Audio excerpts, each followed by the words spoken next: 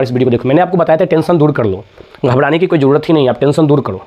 Clear है बात है? आप जितना घबराओगे मामला गड़बड़ा जाएगा उतना। मैंने आपको पहले वीडियो में भी बताया था कि आपको 70 क्वेश्चन दिया जाएगा और 70 क्वेश्चन में आप जैसे देखो ना, पहला क्वेश्चन बन रहा है, दूसरा क्वेश्चन बन रहा है, इस वीडियो को देखने के बाद आप लगेगा कि हमको सब क्वेश्चन बन रहा है। ये नहीं कि एकदम आवेश में आकर के 70 का 70 ठोक देना, नहीं, आपको 35 क्वेश्चन ही बनाना है। और मैं जानता हूँ जब आप ये वीडियो देख लीजिएगा ना पूरा कंप्लीटली, जो मैं चैप्टर बाय चैप्टर दे रहा हूँ, उसके बाद आपको सारा ऑब्जेक्टिव इजी लगने लगेगा और लगेगा कि हमको सारा ऑब्जेक्टिव आ रहा है। तो उस कंडीशंस में आपको अपने आप पे संयम रखना है और तब जाकर आराम से पूरे क्वेश्चन को पढ़ना है। और क्वेश्चन को पढ़ करके जो क्वेश्चन पूरा कॉन्फिडेंस के साथ आपको लग रहा है कि ये सही होगा आंसर, उसी क्वेश्चन को बनाएंगे और केवल 35 क्वेश्चन बनाइएगा। आवेश में आकर के 60-70 क्वेश्चन नहीं बना देना आपको। समझ में आ गया बातें? तो चलिए आज हम लोग स्टार्ट करते हैं।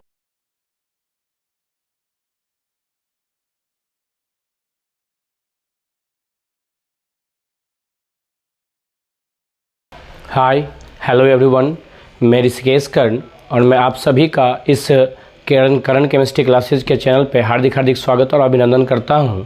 साथ में आपको बता दूं कि जितने भी 12th के बच्चे इस वीडियो को देख रहे हैं, मैंने उनको पहले भी बताया था और आज भी मैं बता रहा हूं कि आपको टेंशन लेने की ऑब्जेक्टिव में कोई ज़रूरत नहीं है। मैंने पहला चैप्टर का जो ऑब्जेक्टिव है 25 ऑब्जेक्टिव, वो इम्पोर्टेंट जो भी ऑब्जेक्टिव है वो मैंने आपको पिछले जो वीडियो था उसमें मैंने आपको दिया था, प्रोवाइड करवाया था। आज मैं 12th क्लास का ही यूनिट 2 का जो सॉल्यूशन चैप्टर है, सॉलिड स्टेट का, मैं आपको ऑलरेडी वीडियो बना के मैंने अपने चैनल पे रख दिया। आप जा करके वहाँ से उसको देख लीजिए अगर नहीं देखे हैं तो। और आज मैं यह वीडियो आपको बता दूँ यूनिट 2 के लिए मैं बना रहा हूँ। यूनिट 2 का जो यह वीडियो बन रहा है ऑब्जेक्टिव क्वेश्चन का, आप लोग इसको गौर से देखेंगे और पूरा सही से ध्यानपूर्वक इस वीडियो को देखेंगे ताकि आपको यूनिट 2 में आप एक भी क्वेश्चन जो भी आपसे पूछा जाएगा ऑब्जेक्टिव, आप छोड़ के नहीं आ सकते हैं, इतनी तो गारंटी है। तो आप इस वीडियो को देखेंगे और जो इस चैनल पे नए हैं वो लाइक और सब्सक्राइब जरूर कर दीजिएगा और इस वीडियो को जितना ज़्यादा से ज़्यादा हो आप शेयर करें। क्लियर है जी? और एक बार नहीं तो 2 बार 3 बार इस चैप्टर को यूनिट 2 से यह ठीक है। ये है आपका यूनिट 2 का यह क्वेश्चन है जो भी हम आपको दे रहे हैं। क्लियर है? आइए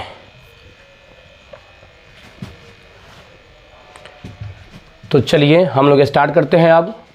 क्लियर है? पहला क्वेश्चन आपके सामने में है और पहला क्वेश्चन आपको दिया हुआ है कि यहाँ से सब आदमी गौर से देखेंगे। फर्स्ट क्वेश्चन में दिया हुआ है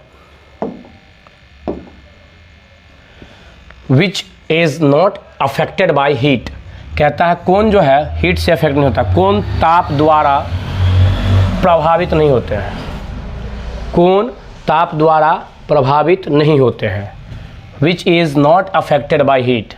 नॉर्मेलिटी, मोलैरिटी और फॉर्मेलिटी, ये मैंने आपको बहुत अच्छे तरीक़ा से बताया भी हूँ क्लास के अंदर। क्लियर है?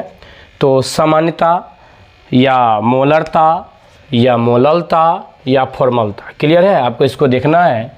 तो इसका जो सही आंसर होगा मैं आपको बता दूँ, इसका सही आंसर हो जाएगा क्या? इसका सही आंसर हो जाएगा बी। सही आंसर क्या हो जाएगा इसका? बी। और बी क्या है? बी है आपको मोलैलिटी। मोलैलिटी को जो है सो कौन चीज़ अफेक्ट नहीं करता है? हीट अफेक्ट नहीं करता है। किसको? मोललता को। क्लियर है बातें? पहला नंबर क्वेश्चन समझ गए हैं। चलिए दूसरा आते हैं हम लोग। आपका नेक्स्ट क्वेश्चन कह रहा है मोललता का ऐसा यूनिट क्या है? मोलैलिटी इज ऐसा यूनिट, मोलैलिटी का ऐसा यूनिट क्या है? क्लियर है? तो आपके पास दिया हुआ है ग्राम पर लीटर है, लीटर पर मोल है, मोल लीटर है, उसके बाद मोल पर किलोग्राम है। तो आपको इसमें से क्या होगा इसका आंसर? तो देखिए ध्यान से सब आदमी देखेंगे। मैं आपको बता दूं कि मैं ऑलरेडी आपको पहले भी बताया हूं, जो इसका फार्मूला होता है, पहले फार्मूला को हम लोग लिख लेंगे। ऊपर में लिखते हैं हम लोग mole number of solute by mass of solution, solvent in K G. तो ऊपर मोल हो गया, अब पर नीचे में केजी है, केजी। समझ गए? तो मोल पर केजी, विलेय का मोल संख्या बट्टा विलायक का द्रव्यमान केजी में। क्लियर है? तो चलिए इसका सही आंसर हो जाएगा, आप लोग ध्यान से देखें, इसका सही आंसर हो जाएगा डी। सही आंसर क्या हो जाएगा इसका? डी। डी ये आपका सही आंसर है। जो मोल प्रति किलोग्राम। क्लियर है बातें? चलिए अगला क्वेश्चन देखते हैं हम लोग। नेक्स्ट देखिए क्या कह रहा है, समझ में ध्यान से देखेंगे इस क्वेश्चन को। क्या कह रहा है, what is the van Hoff factor for the solute combining in solution. समझ गए हैं? विलयन में संगुणित होने वाले विलय के लिए वान हॉफ गुणांक होता है। ठीक है, वान हॉफ गुणांक क्या होता है? किसी विलयन में जब विलय संगुणक होगा, संगुणक का तो मतलब क्या होता है? जुड़ना, ऐड होना। समझ गए ना? एक डिसोसिएट होता है और एक एसोसिएट होता है, तो वही होता है एसोसिएशन। क्लियर है? संगुणित होता है, कंबाइन हो रहा है, जुड़ रहा है। तो इस कंडीशन में इसका वान हॉफ फैक्टर क्या होगा? इसका सही आंसर है, इसका वान हॉफ फैक्टर हो जाएगा 1 से कम। किससे कम? 1 से कम होता है। क्लियर है? नेक्स्ट में अगला क्वेश्चन देखिए क्या कह रहा है, which of the following is not property of molecular number. Molecular number का प्रॉपर्टीज कौन है? निम्नलिखित में से कौन सा अनुसंख्य गुणधर्म का प्रॉपर्टीज नहीं है? क्लियर है? किसका प्रॉपर्टीज नहीं है? अनुसंख्य गुणधर्म का।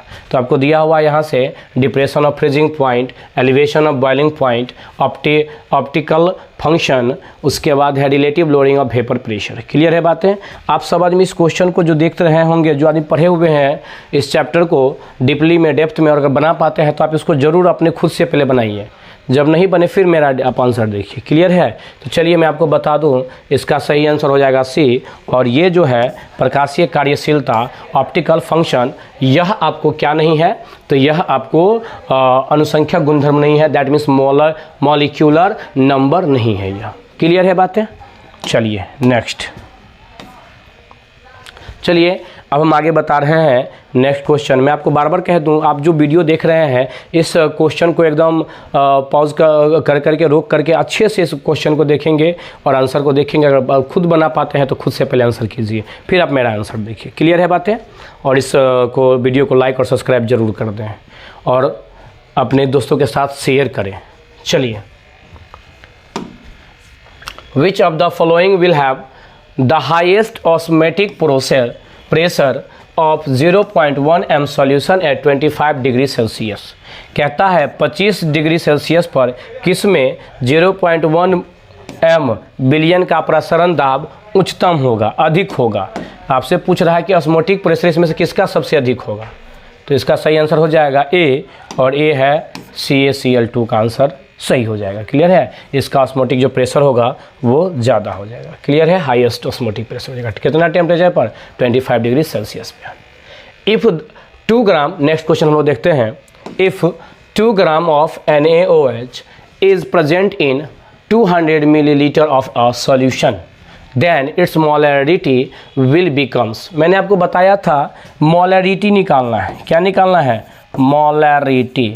तो मोलरिटी का फॉर्मूला क्या होता है? Mole number of solute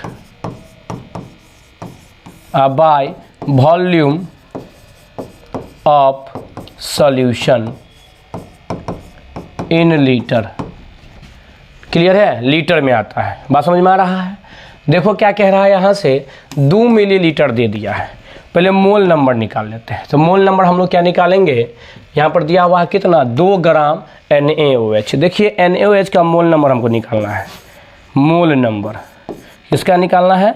NaOH का। तो दिया हुआ कितना? मोल बराबर क्या होता है? गिवन मास, दिया गया मास बाय मॉलिक्यूलर मास। तो दिया गया मास है 2, आप बट्टा इसका मॉलिक्यूलर मास कितना होता है? NaOH का। Na का 23 और 16, 39 और 1 40, टोटल 40 होता है। 2 1 2 20, 1/20, 1 में 20 से भाग दे देंगे, कितना हो जाएगा? 0.0, फिर 0 0, 20 25, 0.05। क्लियर है? तो ऊपर में हमने लिख दिया 0.05। अब by volume of solution litre में, तो वॉल्यूम आपको दिया हुआ है 200 को आप लीटर में चेंज करेंगे तो क्या करेंगे आपको बता दें। 200 में देखिए 200 में कितना से भाग दे देंगे? 1000 से। 0 से 0, 0 से 0, 0.2, नीचा में हो जाएगा 0.2। एक 0 दे करके कैंसिल हो गया।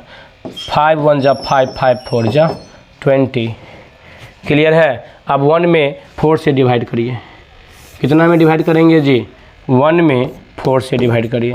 0.0 4 दूना 8 2.0 4 5 0.25 0.25 इसका सही आंसर हो जाएगा 0.25।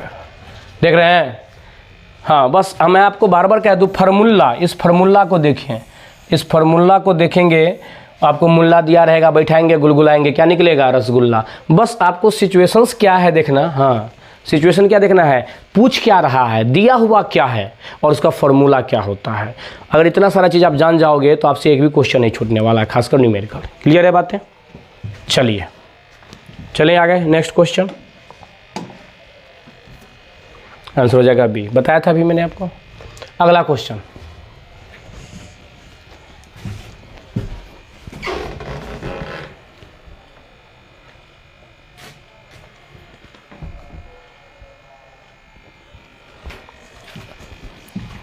नेक्स्ट क्वेश्चन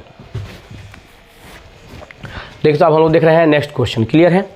नेक्स्ट क्वेश्चन में क्या कह रहा है, on what does molal boiling point के बी डिपेंड्स। कहता है मोलल क्वथनांक के बी जो है सो निर्भर करता है, किस पे निर्भर करता है? पहला, only on the nature of the solute. दूसरा, on the nature of both solution, solute and solvent. तीसरा में कह रहा है only on the nature of solvent. और फोर्थ में कह रहा है नन ऑफ दीज। क्लियर है? मतलब केवल विलेय की प्रकृति पर, या विलेय और विलायक के दोनों के प्रकृति पर, या केवल विलायक की प्रकृति पर, या इनमें से कोई नहीं। क्लियर है बातें? तो ये आपसे पूछ रहा है, इसका सही आंसर हो जाएगा सी दैट मीन्स ये केवल विलायक की प्रकृति पे, only on the nature of solvent. क्या डिपेंड करता है? के बी का वैल्यू। और के बी को हम लोग क्या बोलते हैं? मोलल क्वथनांक कहते हैं, या कहेंगे मोलल बॉइलिंग पॉइंट कहते हैं। क्लियर है? जो डिपेंड करता है केवल किस पे? Only on the nature of the solvent पे डिपेंड करता है। चलिए नेक्स्ट क्वेश्चन आप देख रहे हैं, the molarity of pure water is. Pure water, शुद्ध जो आपके पास जल होता है उसका क्या होगा? देख रहे हैं, शुद्ध जल की मोलरता क्या होती है? ठीक है, तो इसका सही आंसर हो जाएगा 55.5। क्लियर है? कितना आंसर हो जाएगा? 55.5 सी आंसर होता है। क्लियर है? चलिए नेक्स्ट, बहुत बार पूछा गया क्वेश्चन है, आपके प्रीवियस में कितना बार पूछा गया यह क्वेश्चन है। अगला question, value of Henry's constant. Henrys constant को क्या बोलते हैं हम लोग? के एच कहते हैं। क्लियर है?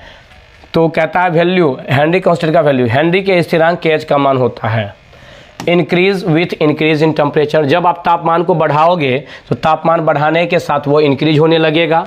दूसरा में कहता है decrease with increase in temperature. कहता है जब आप टेम्परेचर बढ़ाओगे तो के एच का मान घटने लगेगा। थर्ड में कहता है रिमेन द सेम, मतलब आप कुछ भी करोगे इस पर कोई चेंजिंग नहीं होता, वो सेम रहता है।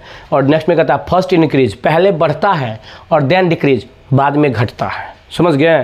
तो आपसे पूछा गया है तापमान में वृद्धि के साथ बढ़ता है, तापमान में वृद्धि के साथ घटता है, समान बना रहता है, या पहले बढ़ता है फिर बाद में घटता है। तो इसका सही आंसर क्या होगा? इसका सही आंसर हो जाएगा ए। कहने का सेंस हुआ ताप जैसे जैसे बढ़ाएंगे वह ताप बढ़ने के साथ बढ़ता है। Increase with increase in temperature, temperature आप बढ़ाओगे तो जो के एच का वैल्यू का मान है, के एच का मान है, वैल्यू है, वो आपको बढ़ेगा, इंक्रीज होगा। क्लियर है बातें? नेक्स्ट देखिए, नेक्स्ट में क्या कह रहा है, समझ में गौर से ध्यान से सुनेंगे। कहता है which of the following is a colligative properties. इसमें से निम्न में से कौन सहजता गुण है, कोलिगेटिव प्रॉपर्टीज है। क्लियर है बातें? तो लिखा हुआ है ऑस्मोटिक प्रेशर, या बॉइलिंग पॉइंट, या मेल्टिंग पॉइंट, या वेपर प्रेशर। क्लियर है? इसमें से कौन होगा आंसर? तो अब आप देख सकते हैं इसका सही आंसर होता है ए, और ए है कौन चीज़? प्रसरण दाब। समझ गए? क्वथनांक होगा नहीं, वाष्प दाब होगा नहीं, द्रवनांक होगा नहीं, तो इसका सही आंसर होगा ये सब नहीं होगा। क्लियर है बातें? कोलिगेटिव प्रॉपर्टीज है, कोलिगेटिव प्रॉपर्टीज कौन है? प्रासरणी दाब, इसको हम बोलते हैं osmotic pressure. Next question, which is not affected by temperature. कहता है किस पर ताप का प्रभाव नहीं पड़ता है। ये चार ऑप्शन आपके पास है, इस किस पर ताप का प्रभाव नहीं पड़ता है। अभी शायद मैंने आपको कुछ देर पहले ये क्वेश्चन बताया भी था, शायद दोबारा रिपीट हो गया है। इसका सही आंसर हो जाएगा बी, जिसका सही आंसर हो जाएगा बी, मोललता एवं मोल प्रभाव। इसी को हम लोग मोल अंश, मोल फ्रैक्शन कहते हैं। क्या कहते हैं? मोल फ्रैक्शन, या हिंदी में कहीं कहीं पर मोल अंश लिखा रहता है। क्लियर है बातें? चलिए नेक्स्ट, चलिए 12 नंबर क्वेश्चन देखिए, 12th क्वेश्चन जो है सो हम लोग देख रहे हैं 12 नंबर क्वेश्चन, और अच्छे से इस क्वेश्चन को देखेंगे। देख रहे हैं कितना सारा क्वेश्चन है, सब क्वेश्चन आपको प्रीवियस में पूछा गया क्वेश्चन भी है, और आने वाले क्वेश्चन में जो आपका नेक्स्ट एग्जाम होगा उसमें यह क्वेश्चन आ भी सकता है। इसी बेस पे हमने इसको तैयार किया है, ठीक है। चलिए, विच of the following exhibits positive deviation from Raoult's law, क्या कहता है इनमें से कौन राउल्ट नियम से धनात्मक विचलन प्रदर्शित करता है। ठीक है, पहला बेंजीन प्लस क्लोरोफॉर्म, दूसरा में बेंजीन प्लस एसीटोन, थर्ड में बेंजीन प्लस इथेनॉल, और फोर्थ में बेंजीन प्लस कार्बन टेट्राक्लोराइड। समझ गए हैं? तो चलिए, इसका सही आंसर हो जाएगा ए, और ए का आंसर होगा बेंजीन और प्लस क्लोरोफॉर्म। ये जो है सो कैसा शो करता है, धनात्मक विचलन। देखे धनात्मक विचलन पढ़े थे ना हम लोग, इस तरह से पढ़े होंगे नहीं, तो ऐसे था, ये जाता है, ये धनात्मक होता है, इसको लोग क्या बोलते हैं, धनात्मक। और एक ऐसे जो होगा नीचे की ओर गिरेगा, इसको हम लोग बोलते हैं ऋणात्मक। क्या बोलते हैं, ऋणात्मक। क्लियर है? देखिए, तो इसका सही आंसर हो जाएगा ए। अगला question, which is not a molecular properties, फिर कह रहा है, शायद 2 बार आ गया ये, नहीं, इसमें से कौन सा मॉलिक्यूलर प्रॉपर्टीज नहीं है, कौन नहीं है। ठीक है, ये आपको बताना है इसमें से कौन मॉलिक्यूलर प्रॉपर्टीज नहीं है। तो इसका सही आंसर देख लीजिए आप, क्या हो जाएगा, डी, और डी सही आंसर हो जाएगा। मोलल उन्नयन स्थिरांक, ये है हिमांक में अवनमन, ये है क्वथनांक में उन्नयन और प्रसरण दाब। देखो, पूछने का एक ही क्वेश्चन को पूछा जाएगा। मैं इसको यह क्वेश्चन को क्यों दिया हूँ, क्योंकि इससे पहले जो क्वेश्चन मैंने पूछा है वो एक अलग तरीका से था, ये जो क्वेश्चन पूछा है ये अलग तरीका से है। ऑप्शन आपको हो सकता है वैरायटी का दिया रहे, अलग अलग दिया रहे। तो मैं अभी जो आपके पास क्वेश्चन दिया हूँ, इससे पहले वाला आप जब पढ़ेंगे तो उसमें क्वेश्चन अलग था, अभी जो क्वेश्चन हमने दिया है उसमें ऑप्शन अलग है। इससे पहले वाला आपका जो क्वेश्चन था उसमें ऑप्शन कुछ अलग था। तो एक ही क्वेश्चन को अलग अलग ऑप्शन दे करके पूछ सकता है, या एक ही क्वेश्चन को अलग अलग क्वेश्चन दे करके ऑप्शन एक ही रह सकता है। मतलब अलग अलग टाइप से आपसे पूछा जा सकता है। कैसे पूछा जा सकता है, जिसका आप अभी सामने में डेमो देख रहे हैं। क्लियर है बातें? अगला question, which will have the highest boiling point at atmospheric pressure, कहता है किसका क्वथनांक वायुमंडलीय दाब पर सबसे उच्च होगा। इसमें से आपके पास 4 ऑप्शन है, और इसका जो सही आंसर हो जाएगा वो आंसर हो जाएगा डी, और आप कह सकते हैं 0.1 m C6H12O6, जिसको हम लोग कहते हैं ग्लूकोज। क्या कहते हैं, ग्लूकोज। तो इसका जो होता है वह क्वथनांक वायुमंडलीय दाब पर उच्च होगा, हाईएस्ट बॉइलिंग पॉइंट एट। ठीक है, इसका एटमॉस्फेरिक जो प्रेशर है ये अधिक होगा, किसका, तो 0.1 m ग्लूकोज का। नेक्स्ट में आपसे पूछ रहा है question, the value of solution constant R is, ठीक है, कहता है आर का कांस्टेंट क्या होगा, वैल्यू क्या होगा।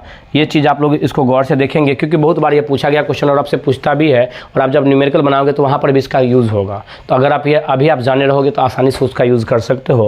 और इसका सही आंसर हो जाएगा आपको सी। क्या हो जाएगा सही आंसर, सी। क्लियर है? सही आंसर हो जाएगा सी, कि आर का कांस्टेंट कौन सा है, तो 0.082 लीटर एटीएम केल्विन इन्वर्स मोल इन्वर्स। क्लियर है? ये केल्विन इन्वर्स मोल इन्वर्स है, केल्विन इन्वर्स, ठीक है, और मोल इन्वर्स। समझ रहे हैं? कोई दिक्कत? देखिए next, which of the following is not a molecular properties of solution. Clear है बातें? कहता है जो निम्नलिखित में से किसमें विलयन का अनुसंख्य गुण नहीं है। क्लियर है? तो प्रसरण दाब, पृष्ठीय तनाव, वाष्प दाब अवनमन, हिमांक अवनमन, osmotic pressure, surface tension, vapour pressure depression, freezing point depression, ये कौन नहीं है। ठीक है, कहता है कि प्रॉपर्टीज ऑफ सॉल्यूशन, इसमें से कौन है विलयन का अनुसंख्य गुणधर्म नहीं है। ठीक है, इज नॉट नहीं है, तो आंसर हो जाएगा बी। बी जो है सो नहीं है, पृष्ठीय तनाव नहीं है। इसको छोड़ करके देख लीजिए, सब है। देख रहे हैं ना, मैंने आपको कहा था ना, इस पिछले भी मैंने कोलिगेटिव प्रॉपर्टी बताया था, लेकिन उसमें कुछ ऑप्शन था अलग, इसमें ऑप्शन है अलग। देख रहे हैं बात को। तो जो मैं आप क्वेश्चन पढ़ा रहा हूँ वह आपके पास अलग अलग एक ही क्वेश्चन अलग अलग तरीका से पूछा जा सकता है।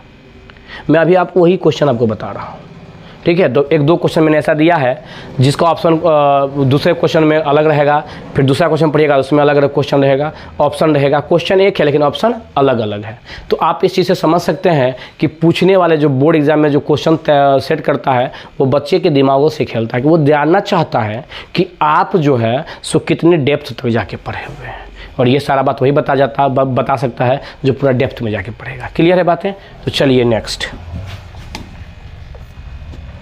अगला क्वेश्चन कह रहा है आपके सामने, in which unit is atmospheric pollution generally measured, mass percentage, volume percentage, mole fraction, ppm। कहता है वायुमंडलीय प्रदूषण जो होते हैं उसको आमतौर पर इसका इकाई होता है जिससे मापा जाता है। मतलब वायुमंडल में जो प्रदूषण होता है उसको हम किस चीज़ से मापते हैं, इसकी इकाई क्या होती है, ठीक है। इतना दिन से तो हम लोग प्रदूषण देख रहे हैं, क्या कभी सोचने का कोशिश की है? इसका इकाई होता है ppm। क्या होता है इकाई? ppm। क्लियर है बातें? चल देखिए ऑप्शन भी यही होना चाहिए और डी है ऑप्शन ppm पार्ट्स पर मिलियन। ओके चलिए 18 नंबर क्वेश्चन अभी हम लोग देख रहे हैं। 18 नंबर क्वेश्चन क्या कहता है, with what will 6% aqua solution of urea be the is osmotic. Urea का 100% जलीय विलयन किससे समपराशरी होगा? कितना विलयन कह रहा है? कितना कह रहा है? 6%। इसका सही आंसर हो जाएगा, आपको बता दें, ए और option A 0.1 m glucose, 0.1 m glucose. Clear है? ये इसका सही आंसर हो जाएगा। अगला क्वेश्चन आप देख सकते हैं। नेक्स्ट क्वेश्चन में क्या कह रहा है, in cold region ethyl glycol is added to the car radiator along with water becomes. ठंडे प्रदेश में जहाँ ठंडा ज़्यादा होता है जैसे जम्मू कश्मीर, वहाँ पे ठंडे अधिक होती है, नहीं कि ठंडे प्रदेश में कार के रेडिएटर में पानी के साथ इथेलिन ग्लाइकोल डाला जाता है। क्यों डाला जाता है? क्योंकि ठंडा प्रदेश में पानी के हिमांक को घटता है तथा गर्मी के क्वथनांक को बढ़ाता है। ठीक है, कहता पानी के साथ साथ हम क्या मिलाते हैं? इथेलिन ग्लाइकोल मिलाते हैं। क्यों मिलाते हैं? ठीक है, दूसरा में कहता है जल के क्वथनांक को बढ़ाता है, तीसरा में यह जंगरोधी होता है, चौथा में इनमें से कोई नहीं। Decrease the freezing point of water in cold and increase the boiling point. समझ गए हैं? Increases the boiling point of water, it is rust proof और नन ऑफ दीज। मतलब कहने का सेंस हुआ, आपसे पूछ रहा है क्वेश्चन कि क्यों डालते हैं हम लोग पानी के साथ, किसके साथ? पानी के साथ किसको डालते हैं? Ethylene glycol.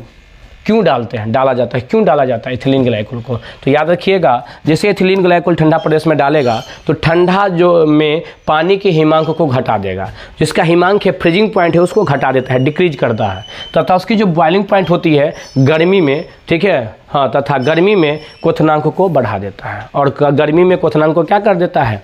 बढ़ा देता है। ठीक है, जिसके कारण गाड़ी जो है एकदम सुचारू रूप से चलते रहता है। इसका सही आंसर होना चाहिए ए, और ए हमने बता दिया। Decrease the freezing point of water in cold and increase the boiling point in summer. गर्मी में बढ़ा देगा, बॉइलिंग पॉइंट्स उन्हें इंक्रीज कर देगा, और फ्रीजिंग पॉइंट जो है सो पानी का ठंडा में डिक्रीज कर देता है। अगला क्वेश्चन है, which of the following work as anti freezing. इसमें से कौन सा जो है सो एंटी फ्रीजिंग का वर्क करता है? ठीक है, इसमें से कौन एंटी फ्रीजिंग का वर्क करता है? Which of the following work as anti freezers. निम्न में कौन एंटी फ्रीजिंग का काम करता है? तो इसका सही आंसर हो जाएगा सी। क्या हो जाएगा आंसर? सी, इथिलीन ग्लाइकोल। Ethylene glycol. तो मैं केवल इस चैप्टर से अभी तक फिलहाल 20 क्वेश्चन ही तैयार करा था, और मैं आपको केवल 20 क्वेश्चन दिया हूँ। मैं भी आपको धीरे धीरे एक प्लेटफॉर्म पे लाना चाहता हूँ कि आपको एक आदत सा लग जाए ऑब्जेक्टिव क्वेश्चन को देखने का, और 20 क्वेश्चन को आप देखिएगा इस चैप्टर से। एकदम चुनिंदा क्वेश्चन हमने दिया है जो पूछे जाने की संभावना है आपका जो नेक्स्ट एग्जाम होगा उसमें, नेक्स्ट ईयर में, और साथ ही साथ पूछे जाने के नहीं, बिहार बोर्ड के साथ साथ आपको पूछे जाने की तो संभावना है ही, साथ साथ बहुत सारे ऐसे क्वेश्चन हैं जो आपको प्रीवियस ईयर में पूछा भी गया है, जो क्वेश्चन बैंक से है। क्लियर है? आप जाकर के देख सकते हैं। तो इस तरह से आज आपका यह 20 क्वेश्चन का सीरीज आज कंप्लीट हुआ यूनिट 2 का। अब हम फिर नेक्स्ट वीडियो लेके आएंगे, ठीक है, नेक्स्ट 20 क्वेश्चन से आगे का। तो तब तक के लिए आप लोग इस चैनल को देखें और कंटिन्यू देखते रहें। समझ गए हैं, ताकि आपको हर एक को ऑब्जेक्टिव क्वेश्चन साथ साथ कुछ कुछ सब्जेक्टिव भी है हम इसमें डालेंगे, तो आपको मिलता रहे और आपके एग्ज़ाम की तैयारी अच्छे से होता रहे। मैं चाहता हूं कि आपका 35 का 35 नंबर कोई नहीं लेके जाए, आपको मिले वो, ठीक है, एक भी नंबर आपका नहीं कटे। तो इसी के साथ इस आज का जो क्लास है यहीं पे मैं एंड करता हूँ। इसी रेवा खंडित अध्याय समाप्त। फिर हम लोग कल मिलेंगे अगले एपिसोड में और एक नए वीडियो के साथ। सो आप लोग बने रहें और अपने घर में रहें, सुरक्षित रहें, और फिर हम लोग मिलेंगे अगले एपिसोड में। तब तक के लिए थैंक यू।